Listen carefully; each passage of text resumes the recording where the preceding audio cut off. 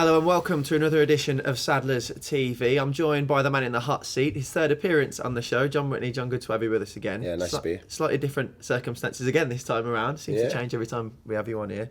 10 days into the job now, you haven't lost all your hair completely. How are you finding it? To be fair, I've just shaved what hair I did have off this morning about half an hour ago just for this. So, Right.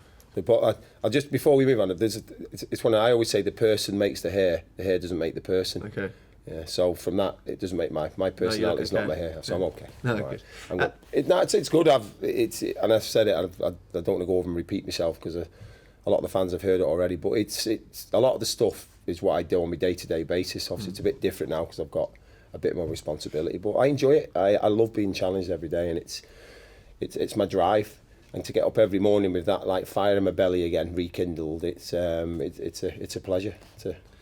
When you look back at the Chesterfield result, the first one as interim head coach, important that we did get off to a winning start. But what pleased you most about the performance? Because going 1-0 behind is always difficult. I think from a coach's point of view, the most pleasing thing is to see that transition from the training pitch onto match day. The stuff we'd worked on all week about making opponents defend, and if anyone is going to come out on top and beat us, they have to be on the top of their game. Concentrate on performance. Concentrate on obviously we work on them. We'll look at them and we'll respect the opponents. But the biggest thing for me is, and it's the same when I played with the managers I was under, it's all about us and the players we have in our team. Teams have to do what they can to try and stop us. We've got a great defensive shape. Tactically, we tick all the boxes. But the biggest thing for me is technically and individually our talent. Added all that together, it makes up a really strong team. You spoke, I think, after the game about, even though we went 1-0 behind, you looked at the body language of the players. Yeah. I think we came out for 15 minutes and absolutely dominated the home side. Were you convinced, even though we gave away a sloppy goal, that we was always going to bounce back from it, really? Yeah, that's one of our forte all over the season. It's we keep talking about not to get too carried away when we score, not to get too down when we lose a goal or have a period of play where we're not in the game. We have to just keep believing in what we do, keep with our philosophy. And it's similar in the Shrewsbury one when we went one down. I looked at the players and you could see there was no one with their heads down. They even had a bit more of a spring in the step. And I say it's easy to play. It's easy to want the ball when you're 2-0 up and 3-0 up, but do you know what? It takes more of a character to actually do it when you're 1-0 down, and the crowd have turned a little bit and they've got momentum. It's up for us then to just keep doing it, and eventually the tide will turn again, and that's what happened on Saturday. The third time that we've scored 4 goals this season. Just looking here, Blackpool in August, Colchester in October. I know it's something that you spoke about when you've just been appointed as interim head coach. Is it something that we did need to work upon? How do you go about bringing back the free scoring football, the goals that we saw in the early parts of the season? You do it one by showing them the goals that we have scored. So we did a lot on that. We did some. Callum Hayes does some great stuff. Our analyst, he does stuff to music. Some of it's a bit strange, but for me, nothing wrong with a bit of strange now and then. But it makes people sit up and watch. And we've concentrated on this high tempo. We play some high beat music to it, and look, let's get to entertain. Look, the weather's turning. We've got our training ground back. The daffodils have raised their heads. So for me, this is a great time for our players because the pitches are going to get better as well, and we're a footballing team. But I've said to them, go and express yourself. You have a licence to do that, but if you want a licence to be able to play this way and have that fluidity in the final third, you have to. With that becomes responsibility, and that responsibility has to be, we have to work harder than them at getting back into shape. We have to defend, and the guys who are left at the back need to be disciplined and need to stay engaged, because if we're allowing that to happen in front of us, we have to make sure we just don't get spectate and become spectators, because quickly it's bang. Because teams are good enough now, like Novak sometimes, even though we had 3v1, Novak still found space to get in. So same will be tonight. They're very dangerous, Fleetwood. They have a dangerous front three, very high energy, very aggressive. We have to play and go and make them defend, but we also have to make sure we defend first and foremost. Where did the pie analogy come from? Because it's got everyone talking. Sometimes when I say things, I don't know where it comes from. I have to be careful sometimes. Can I say that, or shall I just hold that one back? Even now I'm fighting against things, but it's one. It's. I don't know. I use it when I was medical side. I use it. We've all got to tick as many pieces of the jigsaw make up the 24/7 athlete. If you can get as many pieces of those jigsaw as you can into your jigsaw, then you're going to have more of a chance of being successful, whichever profession you're in, whichever job. for me, I just turn that into the ingredients of a pie, and that's why you play a part. Big Centre TV plays a part. The administration staff, Callum, the analyst, all the guys downstairs in the commercial and banqueting suites, and the girls who are working as interns in the they all have that little bit of a percentage. Some may feel some have more of a percentage than others. Some might think that I've got the biggest input, but I wouldn't agree with that. The little tiny pieces, and I'm sure the old Any Given Sunday film about it's all about inches. I really believe that in life. If you can make everybody feel that they have a worth, and that's what an ethos is. I've mentioned ethos a long times, and people, I don't think they really understand. We have to believe in an end product. We have to believe in a purpose. And if every one of you has got a worth, you wake up each morning with a little bit more energy. If you add all that together, that domino effect turns into something quite powerful. How much of what you've done then over the past 10 days been about taking the shackles off the players, getting that enjoyment factor back in the club, and putting smiles on faces? Yeah, that's what I'm about. I have to enjoy, and it's not rocket science. If you enjoy something you do, you give it more. You give it more energy, and you don't need as much sleep. And I keep talking about I don't. I'm fine. I'm not tired. Yeah. It's great. I'm invigorated. These players invigorate me. The fans invigorate me when I hear them singing. I don't mind. I love them singing my name. And, Jon Whitney's Barmy. I mean, it's great because for me that's noise, and no matter what we sing, the fans and the players react to it. So it's just great that everybody just has an input.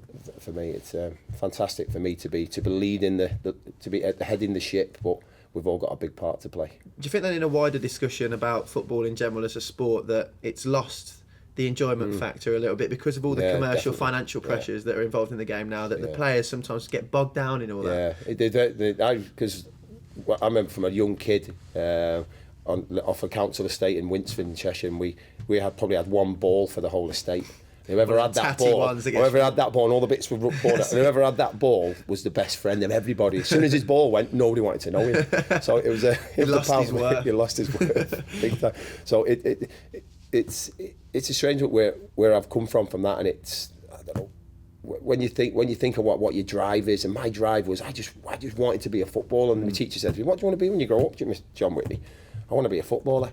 No, stop being silly. Sometimes you'd even get a little smack. Stop being silly. You can't be a footballer. You have to have a proper job. So I used to agree with them a bit, but then I used to go and think, no, Kenny Dalglish picture on my wall and all the Liverpool posters, and I just wanted to be Barry Sheen or Kenny Dalglish, and that drive has got to come from somewhere. I didn't want it because of the cars that he had or the nightlife or the money. I just wanted to play in front of that crowd and to have that fun of just playing football. For me, it was just that spherical bag of air that just gave me an unbelievable passion, and that's what I want. When I say to them, look, all you've got to do is put that in that net, and stop them putting that in our net. The way we do that, everybody's trying to come up with this fantastic way in this formation, but to me, the biggest thing is just have more desire and passion than them. It has to mean something. And I think there's so many variables that can affect it now at school and the non-competitive sports days and the sedentary lifestyle and stranger danger, and that's another show and maybe another book from me. We can do a whole series. But we can do a whole series, but it all ties into the fact it's strange the way it's become. People don't communicate anymore. It's all technology and social media. But that's fine. I have to move with the times. But I also have to realise that I can still keep some of my old school way if I'm going to do it, and that's what I'll do.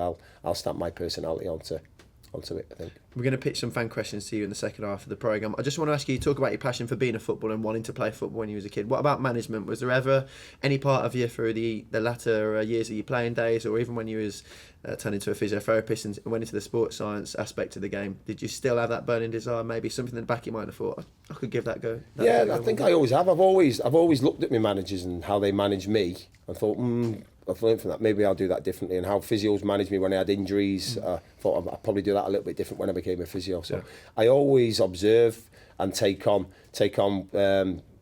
the good bits and probably look at the bad bits even more and reflect. Actually, I wouldn't have probably done that. And I've been doing that right through my career. The last few years, 4 or 5 years, I've been doing it even more so because I've managed my own mini department, and I had a big input with Dean on the daily training and everything with Dean. So I've actually been probably grooming myself in a way to be ready in case this happened. And I didn't think I'd go into a management course and do my UEFA B, but it was part of something I was going to do for my business, for my Fast Zone business, just to make sure I've got another string to my bow. And luckily, you might say for me, things have happened and it's conspired to where I am now. So I guarantee I'm going to grab it with both hands and I'm going to ride with it. And it's going to be, when I'm, this abundance of energy can take me quite far, and hopefully I can pull people along with me. Yeah.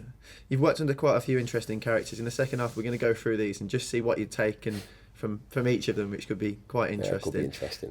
We're going to get through as many of these supporter questions as well in the second half of the programme. We had ample through both Facebook and Twitter, so we'll start to answer them as much as we can in the second half. Get involved in the debate for tonight's show at WFC Official on Twitter. Use the hashtag SadlersTV, and like we say, John will answer as many of these interesting, intriguing, some wacky, weird and wonderful questions in the second half of the show.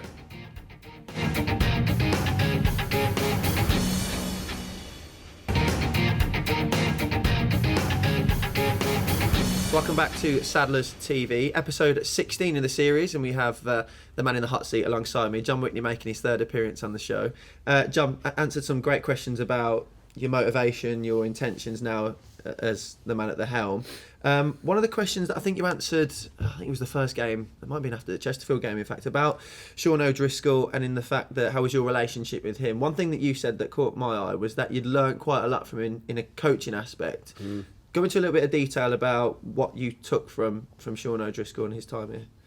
Yeah, it's just from his coaching side, because he's a man of a wealth of experience. He'd been at my beloved Liverpool as assistant, and you don't get to have them jobs and do what Sean's done without doing something right. I always like to look at everybody who I work with, the manager, goalkeeping coach, S&C staff, and I take bits from them. I think, yeah, do you know what, I really like that. It ties into my ethos, and that ties into probably, I wasn't sure you could do it that way. And I try and take it on board, then I either debunk it or I take it within, and then I probably adapt it to my own philosophy. But I think he was he challenged the players a lot. He challenged everybody who came within the environment. He tried to challenge them. Whether he did it in the right way and whether it was right for everybody is up to them. But for me, I quite like being challenged. So for me, it made me look at what I do. It made me look at my preps. It made me look and think, you know what, yeah, actually, I'll take it on board. But then I decided, I'm going to stick with what I believe. Because even though, it doesn't matter what job, whoever comes in charge of you at work or anybody, you listen to them and you have to, because they're above you in the hierarchy. But it doesn't mean they're right. People, I'm not the oracle. I say to my players, I'm not the oracle on all the prep and all the S&C. If you can add something, it might be something I've not thought of. Yeah. So from that point of view, he challenged people. He challenged the players every day. He gave them conundrums. He didn't just put on a session and it was quite simple. He put it on where they had to problem solve. And that ties into really what Richard was trying to do. So you can see why they've worked together. So that side of it is what I enjoyed. I enjoyed looking at what I was doing and thinking, actually, can I make this a bit more challenging for the player? Can I change my little prompts for them? So from that side, there's always a plus with every character you meet, no matter how bad other people may think they are. Yeah. And from that side, I fast-tracked quite a bit. I think it was shown from a coaching perspective on formations and tactics and defensive shape and how to do analysis. I've looked at them little things which are part and parcel of if I'm going to take it forward as a manager. Yeah. As we said before the break, you've worked on some interesting characters. I just want to line on each of them because I'm conscious we've got a lot of fan questions to get through as well. So just looking through the managers that you worked under, Colin Lee, first of all, a sentence on him. What did you take from his managerial styles? His organisation. He brought me into the club, so I've always got a soft spot for Colin, and he was a very good tactician. I think first and foremost for him. Paul Merson, good friend, very very kind character. Do anything for anybody. Man management. Not great, because his man management of himself wasn't the best back then, which he'll agree. So that's Merce. Kevin Broadhurst. I haven't really got any memories of Kev. I think he came in as a bit of just to fill a gap until Richard came. Yeah. So for me, it was quite difficult for him, but a bit too much. I told him as a bit like a head teacher, which can be difficult because people can rebel against it. Richard Money. Yeah, very good. I enjoyed my time with Rich. Very organised, very good motivator. Very good at delegating and using his staff, and obviously the year we went up was down to Richard's. I think he had the whole concept. Richard. Jimmy Mullen,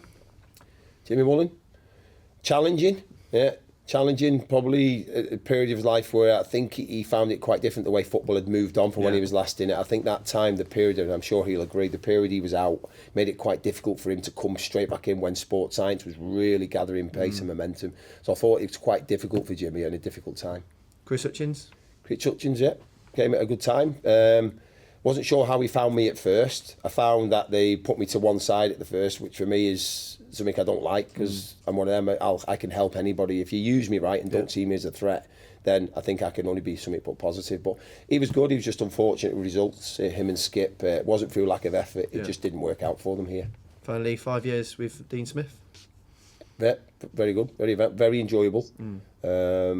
Made me look at myself about managing my emotions. So I think the biggest thing with Dean, he helped me to, and myself as well from reflection, is that times had changed. Footballers had changed in that 5 years. I have to control my emotions, because when you're thinking emotionally, you don't always say the same right things. I think I've learned to more logical thought processes now. If you can do that and keep logical, especially in high pressure situations, that's what's really going to put me in really good stead for this position. Interesting.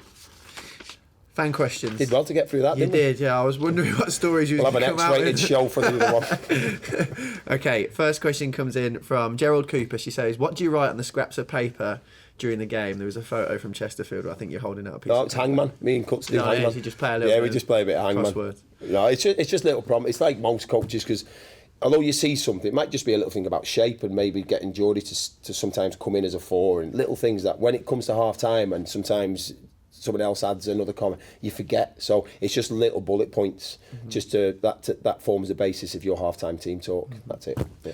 The next question's from Luke Whitney. Says, why is your 17-year-old son stronger than you? Is that true, by the way, or is he just... He's probably getting close to it now. Tom's probably moved ahead of me in some areas, but that's because I taught them well. Yeah. Simple as it. It's You always nice. take credit It's like the for- karate. Eventually, you overcome your master. Take credit for so I'll everything. take credit for that. Right. Rich Fisher asks, what refinements can the club make in areas of sports science and performance analysis which would improve the performance of players? So how can we get better along that aspect? We have to realise where we are as a club. We have to sustain what we've got and sustain our wage structure. I understand that, and I've been here a long time with the chairman and the board of directors. I understand if you can rationalise something and you can show that it would have a big effect on injury prevention and it will help us to keep our small squad of players on the pitch, then they are more than open to it. They've helped me to develop the academy. We've got 2 gyms within the stadium now, which is fantastic. We've got kids from 9 up who are doing the same exercises as our first team. There's always more you can do, but I'm really big on the fact I am a true caveman. You just give me a blank space and just enthusiasm, and we can do most things. Most things that people spend millions on this equipment to do.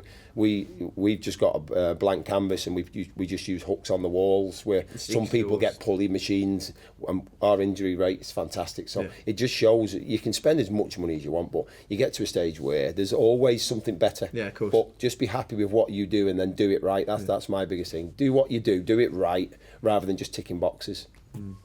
Matt Whelan asks, how much can you bench press? Not as much as he used These to. Not questions as are much as fantastic, December. It's like what it's like. I am a proper Neanderthalic caveman, aren't I? That's all I do. It's like when I put my club down, I usually got up to about 125, but I'm not at that range now. That's why I've allowed my 2 boys, Tom and Luke, to come above me. So I've weakened myself so they can Deliberately, gain strength, just to encourage that energy balance. Nathaniel Hall, who are our toughest promotion rivals and why? Who do you think pose the biggest threat in League One this year?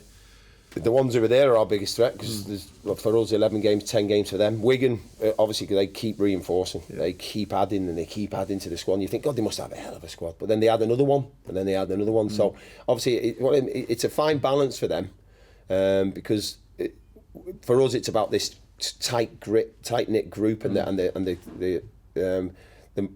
the momentum we've built as a group. They keep adding players, so I think they're trying to add quality, hoping that quality, they don't really need to settle in. That'll just get them through one game, and then they'll change it to get through the next game. So I think deep down our way will come out on top in the end. I think Burton will be up there, because people say, why are Burton up there? They're just drilled. They do things right. They stick to what they do well. They stick to the core principles. And I watched them against Fleetwood, and if you have a look at how they defend and how they get back in and tackle from the wrong side, that's why they're where they are. It's, they work. They have a hell of a great work ethic, similar to ourselves. Teams below us, Millwall have got on a great run. Barnsley are a good team. It's a really exciting time for us. But what we can do, and I say it all the time, we control it. Tonight is our game, and this is our bonus game. We can be joint second with Wigan, whose budget's probably 25, 26 times ours. But that doesn't mean anything, because if you've got a bit of a passion and a desire, that can take you a long, long way. Look at Leicester; they're doing similar. Who did in a fight between Matt Preston and UFC's Conor McGregor? We had a discussion about this before we went on the poster boy of UFC. Well, I'm obviously going to go Matty Preston because he's one of mine. So, and I've helped to probably strengthen Matty, so I can see what Matty can do. I don't know much about Conor McGregor, but I'm going to get into. I'll probably back Matt Preston on there because I've helped him from going from a academy scholar into one of our main first team players. At Fresh and Minty on Twitter asks, if the key to success in football management was a pie, what flavour would it be? Believe it or not, I actually don't eat pies.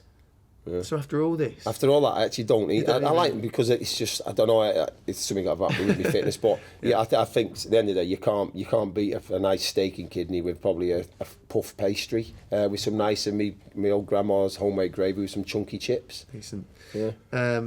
Colin Price says, moderate home form, stunning away form, why? Different, it's the variables. Teams away from home, teams are expected to come and entertain their crowd and come at us. It suits us in a way because we can then open teams up, and it's like that same. You get teams who have that one year, and then they come here because of the way we play. I think if we were direct and just put it into the final third, we'd probably get more points at home. But at the end of the day, we have to entertain you as well. That's why I'm saying, just be a little bit patient at home. That's how it works out. Listen, we could have a poor home record and a poor away, so let's be thankful the fact we're so good away. Well. There's plenty of questions that we haven't had time to pose to you, John, but thanks for joining me again on Saddlers TV. Join us next time, and of course, get in the debate using #SaddlersTV.